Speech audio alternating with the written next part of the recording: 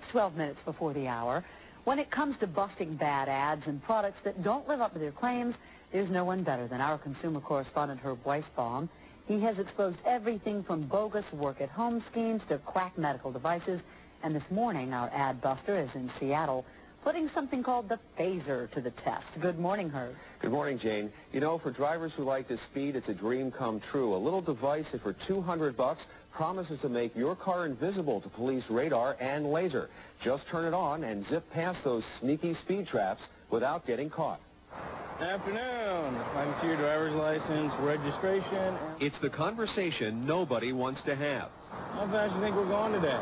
The one that usually ends with a big ticket. I have 71 on radar. The speed limit is? Radar detectors can warn you to slow down, but they don't always work. That's why jammers are so appealing. They promise to make your car invisible to police radar and laser. But do they work? I'm very disappointed in products. Bob Bennett installed a jammer in his truck, and it didn't protect him. And you got 3 speeding tickets. Yes. Clearly it did not make you invisible to the cops. Clearly. Bob bought his jammer from a company called Rocky Mountain Radar. They make a top-selling model called the Phaser. Maybe you've seen the ads in car magazines and specialty catalogs, even USA Today. I bought a Phaser and installed it according to the manufacturer's directions. Lieutenant Jim Hershey, a traffic officer with the police department in Bellevue, Washington, was waiting for me down the road. And guess what? 40. He had no trouble clocking my speed. I wasn't invisible to you? No. Well, maybe he just got lucky.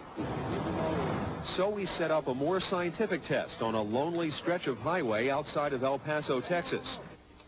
All right, it's on. Okay. Bob Jacob, an instructor at the Institute of Police Technology, helped me install the Phaser. Texas Highway Patrol Trooper Tanya Todd handled the radar, while Officer Gary Morimoto from the Albuquerque, New Mexico Police Force fired up the lasers. Okay, here we go.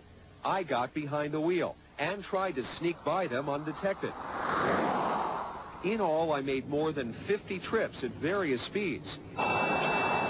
We did our tests with 2 different cars, with 2 different phasers, and 7 widely used police radar and laser guns.